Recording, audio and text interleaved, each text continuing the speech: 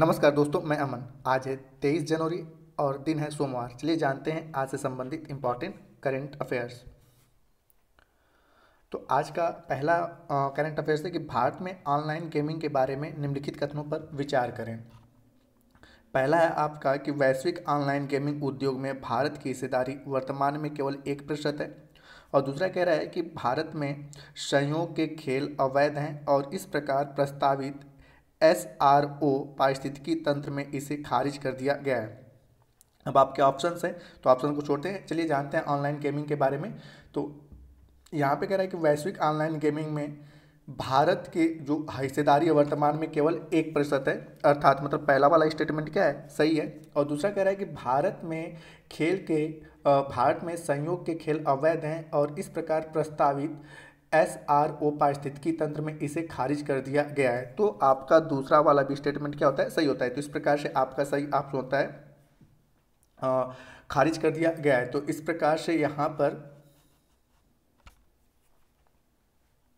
सही होता है आपका सी कि एक और दो आपके दोनों सही हैं। अगला क्वेश्चन है आपका कि गिग वर्कर जो हाल ही में काफ़ी चर्चे में रहे, निम्नलिखित में से किस क्षेत्र से संबंधित हैं। ऑप्शन ए है फ्रीलांसर, ऑप्शन 2 है आपका आंशिक कालिक कर्मचारी और ऑप्शन सी है संविदा कर्मचारी। तो और ऑप्शन 4 है आपका कि ऑनलाइन प्लेटफॉर्म पर कार्यरत कर्मचारी। तो जानते हैं इनके बारे में कि गिग वर्कर काम के बदले भुगतान के आधार पर रखे गए कर्मचारी होते हैं, जिन्हें अस्थायी कर्मचारी की तरह वेतन भत्ते आदि का लाभ नहीं मिलता है। हाल ही में भारत के पेंशन फंड नियामक ने केंद्र सरकार से देश के गिग वर्कर के लिए यूके जैसी पेंशन योजना शुरू करने की सिफारिश की है। दरअसल फरवरी 2021 में यूके के सुप्रीम कोर्ट ने एक ऐतिहासिक फैसला देते हुए गिग वर्कर को न्यूनतम वेतन और पेंशन सहित रोजगार का हकदार माना है। तो यहाँ पे पूछा गया है कि गिग वर्कर का संबंध किससे है। तो और गिग वर्कर है क्या, तो मैंने आपको बताने की कोशिश किया कि ये लोग वो होते हैं कि जब तक काम रहता है इनको भुगतान दिया जाता है, काम समाप्त होने के बाद इन्हें भुगतान नहीं दिया जाता है। तो उन्हीं के लिए यहाँ पर है चीज़ें। और जैसा कि बताया कि 2021 में यूके में इनके लिए भी एक न्यूनतम वेतन और पेंशन के लिए कहा गया था और उसी चीज़ प्रकार की चीज़ें भारत में लाने की बातें की गई हैं। तो गिग वर्कर में आपके फ्रीलांसर भी आते हैं, आंशिक कालिक कर्मचारी भी आते हैं, संविदा कर्मचारी भी आते हैं और ऑनलाइन प्लेटफॉर्म पर कार्यरत कर्मचारी भी आते हैं। तो इस प्रकार से आपके सभी के सभी ऑप्शन सही है। तो आई थिंक आपको गिग वर्कर समझ में आया होगा कि गिग वर्कर काम के बदले भुगतान के आधार पर रखे गए कर्मचारी होते हैं। जैसे सामान्य रूप से आप संविदा कर्मचारी को जान सकते हैं। तो संविदा कर्मचारी एक प्रकार का क्या है, गिग वर्कर है कि जब तक काम है तब तक इसे भुगतान दिया जाएगा, काम समाप्त उसके बाद इसे न कोई पेंशन है न इसका कोई वेतन है, फिर यह नई नौकरी की तलाश करें। तो इन लोगों के लिए ही भारत सरकार में एक नई मसौदा नीति तैयार की गई है कि इन्हें भी एक निश्चित समय बाद एक न्यूनतम वेतन और पेंशन की स्कीम तैयार की जाए। अगला क्वेश्चन है सीमांत अस्थायी सुविधा यानी कि MSF के बारे में निम्नलिखित में से कौन सा कथन गलत है। तो ऑप्शन ए है आपका कि यह हमेशा रेपो दर से ऊपर तय किया जाता है। ऑप्शन 2 है यह RBI द्वारा इंटरनेट बैंक बाजार में रातों रात उधार दरों में अस्थिरता को कम करने के मुख्य उद्देश्य के साथ पेश किया गया था। ऑप्शन 3 है आपका कि MSF बैंकों के लिए RBI से पैसा उधार लेने का अंतिम उपाय है। और ऑप्शन अगला है आपका कि LAF की तुलना में MSF में ब्याज की दर कम होती है। तो यहाँ पर हम जानते हैं इसके बारे में। तो पूछा है कौन सा कथन गलत है। तो आपका चौथा वाला स्टेटमेंट क्या है, गलत है कि LAF की तुलना में MSF का ब्याज दर कम होता है। तो ये आपका गलत है। अब इसके बारे में थोड़ा सा डिटेल में जानते हैं कि भारतीय रिजर्व बैंक यानी कि RBI ने अपनी मौद्रिक नीति 2011-12 में सीमांत अस्थायी सुविधा यानी कि MSF की घोषणा की थी और यह उस दंड दर को संदर्भित करता है जिस पर बैंक LAF विंडो के माध्यम से उनके लिए उपलब्ध राशि के अलावा केंद्रीय बैंक से उधार ले सकते हैं।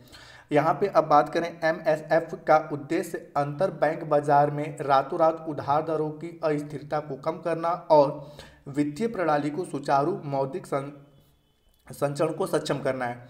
साथ ही साथ सरकारी प्रतिभूतियों के माध्यम से गिरवी रखकर तरलता समायोजन सुविधा सहित सभी उधार विकल्पों को समाप्त करने के बाद MSF बैंकों के लिए अंतिम उपाय जिसमें MSF की तुलना की ब्याज दर कम यानी कि रेपो दर कम होती है। तो इस प्रकार से चौथा ऑप्शन आपका क्या होता है, गलत होता है।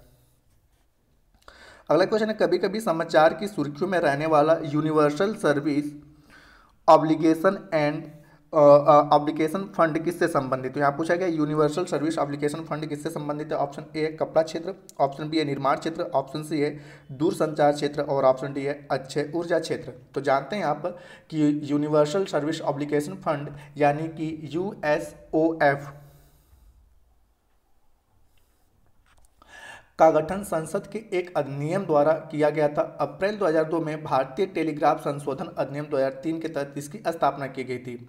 इसका उद्देश्य देश के व्यावसायिक रूप से अव्यवहार ग्रामीण और दूरस्थ क्षेत्रों में दूरसंचार सेवाओं के प्रावधान के लिए वित्तीय सहायता प्रदान करना है। तो यहाँ पे इसका संबंध किससे, दूरसंचार से है, ठीक है, दूरसंचार से। तो इस प्रकार से आपका कौन सा ऑप्शन सही है, तीसरा वाला ऑप्शन आपका सही होता है। अगला क्वेश्चन है, पूरे भारत में रेलवे स्टेशनों के आधुनिकीकरण के लिए केंद्रीय रेल मंत्रालय ने हाल ही में निम्नलिखित में से कौन सी योजना शुरू की है। ऑप्शन ए है आपका Amrit Bharat station, option B है आपका स्वच्छ स्टेशन योजना, ऑप्शन सी है आपका स्टेशन कायाकल्प योजना और ऑप्शन डी है इनमें से कोई नहीं। तो जानते हैं हाल ही में रेल मंत्रालय ने अमृत भारत स्टेशन योजना नाम के स्टेशनों के आधुनिकीकरण के लिए एक नई नीति तैयार की है। अमृत भारत स्टेशन योजना में दीर्घकालिक दृष्टिकोण के साथ निरंतर आधार पर स्टेशनों के विकास की परिकल्पना की गई है।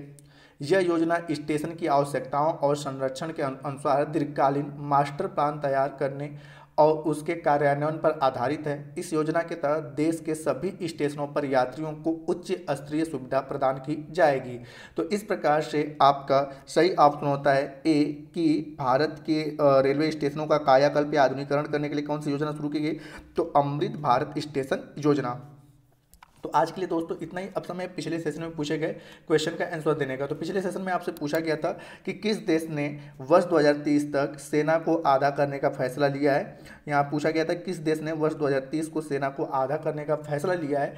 तो आपका सही ऑप्शन होता है यहाँ पे आंसर श्रीलंका, श्रीलंका। तो जिन्होंने भी सही उत्तर दिया उनके लिए बधाई। अब समय है आज के क्वेश्चन का। तो आज का क्वेश्चन है कि गिग वर्कर्स, ठीक है, गिग वर्कर्स में कौन कौन शामिल है, गिग वर्कर में कौन कौन शामिल हैं।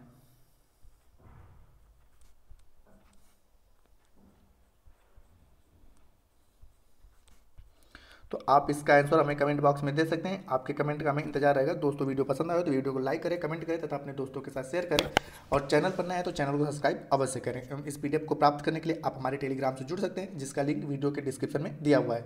तो वीडियो के अंत तक बने रहने के लिए धन्यवाद। मिलते हैं जल्दी नेक्स्ट वीडियो में।